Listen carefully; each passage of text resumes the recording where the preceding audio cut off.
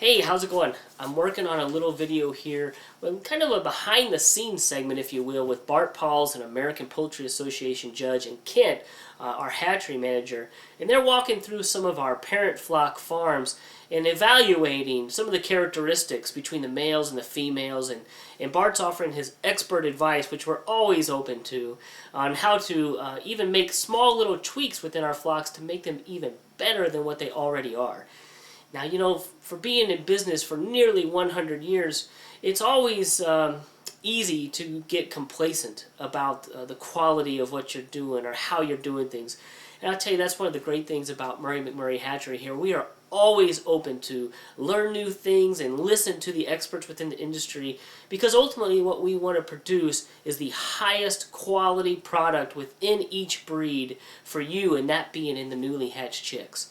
So here's a quick little behind the scenes look between Bart and Kent at one of our parent flock farms. I hope you enjoy it.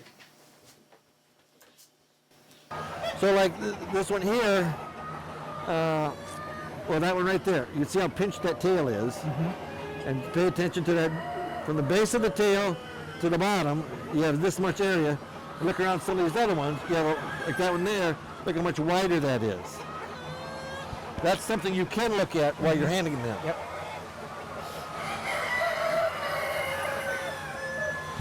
The second male back, you can see how wide his saddle is. Yes. And not only this way, but this way. Mm-hmm. And that will help determine how much area is available for tail feathers in the females too. And so the difference in color of those two. You know, absolutely. That one is really brilliant white, and this one's kind of yellowed a little bit. And there's no reason for it, right? It's not like one's been outside or one's fed different. No. So that's the guy you're after. Yeah, it's the genetics. Even though he has maybe a black feather or two, that's your first key to say, hey, this is the guy I want. Okay. Because he's got the silver gene in him. Okay. But if you're going to sell these as both, you need to have some tremendous specimens of both. You need to have some really good beards, so that will transcend through the next generation. Otherwise, if like that male right there, he has the big wattles and a kind of an iffy beard. You know what I mean? Yeah. Now the guy over there, he has a pretty good beard. Black beard over there. Yep. I would just suggest, if you're going to keep some of both, try to cull for that. Have a few really good bearded ones and non-bearded. Okay. You get the medium one. Then you get breed medium ones. You're right. You got to shoot yourself in the foot, because everything's going to be mediocre. Yeah. They'll all have a little bit. But the size is an important thing with these. Now there's a perfect example of, see that female that's really dark? Mm-hmm. The males just went past her. If you were to grab her and look at her, those dark spots are blocky. It's not just black, it's blocky, you know? That's a bird, when you're culling, take it out. You know, you have so many good lace birds, you don't need stuff like that. If you're worried about the color, keeping the lacing and color, then worry about the deeper color. You know, you can see we got kind of a rainbow color going in here with regard to the hackles. Then keep the deeper colored ones. Yeah, I know, but it's a fact. It's just like we talked about with those other birds with that lacing. It isn't necessary. That bird, it isn't color. It's not a color issue. What you're seeing that black is a shading. It's a shadow. Okay? This bird is a smoky feather. So you can see there's not a black around it, right? Yeah. You think I'm lying to you? No. What it is that goody part is gone from the feather. See right there? Yeah. And that casts a shadow on itself. I know it sounds insane, but if you grab a feather off of these birds, you're gonna be hard pressed to say that's the white feather. Mm-hmm. Well, it was laced when I took it off the bird. It's a shadowing issue. Okay. So what that means, it's a feather quality. It's a feather quality thing. You see it? Yeah. Yeah. Now all of a sudden it's black. That's no more black than the man in the moon. It's a shadow of itself. It's shadowing itself. So feathers are just like Velcro. I was telling him earlier. There's 3 parts: barbs, barbules, and barbicels. That's why you can take this feather, go like that, and then zip it back together again.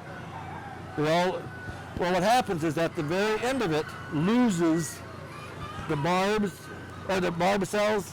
It has the barbs, misses the barbules and barbicels. And that's what gives it the lacing look. It's not a lacing issue, not a color issue. It's a feather quality issue. Okay? There's 2 ways to introduce birds. One is through the males. Well, that's drastic. That affects everything. Another thing you can do is bring in some females. And that's a lot gentler, you know what I mean, then cull from them, that kind of stuff. Yeah. So I didn't know what to expect when I came here, but I didn't expect this. This is beautiful. What a beautiful setup. We talked a little bit about it earlier. I said it doesn't matter if it's Iowa basketball, Iowa State basketball. When we buy a ticket, we expect that they can compete. Whether or not they win or lose is another issue. That they have the ability to compete. That's all we can ask for. Same way, if I buy chicks from McMurray, I should be expected that they can compete. And by that I mean there's no major disqualifications. If I get a bunch of blue Andalusians, they all have side sprigs, I'm out of luck. I can't compete, right? If there's defects, that's one thing, because everybody's going to have defects. But as far as eliminating disqualifications, getting these birds to my house, I raise them up, and now if I get beat, that's at least I can compete, right?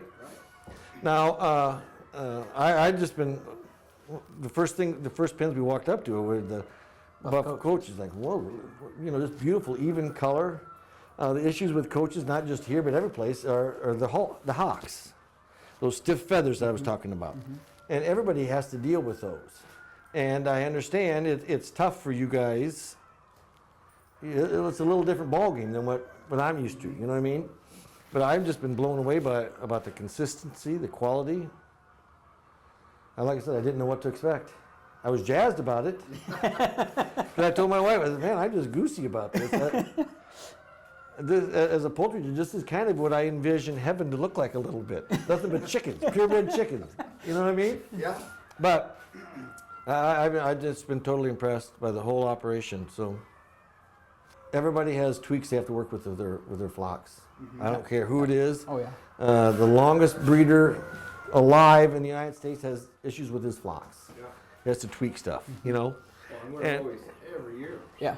And stuff crops up. Yeah. Yep. You know, side sprigs. All of a sudden, you don't have side sprigs for 5 years, and all of a sudden, every 3rd chick has a side sprig. Well, when you offered the tours to the exhibitors, we had several veterinarians that came through, and we were in your group, and you kind of brushed off the fact that this is where the eggs come in and are held for a minute, and I asked you, like, how many eggs are you talking?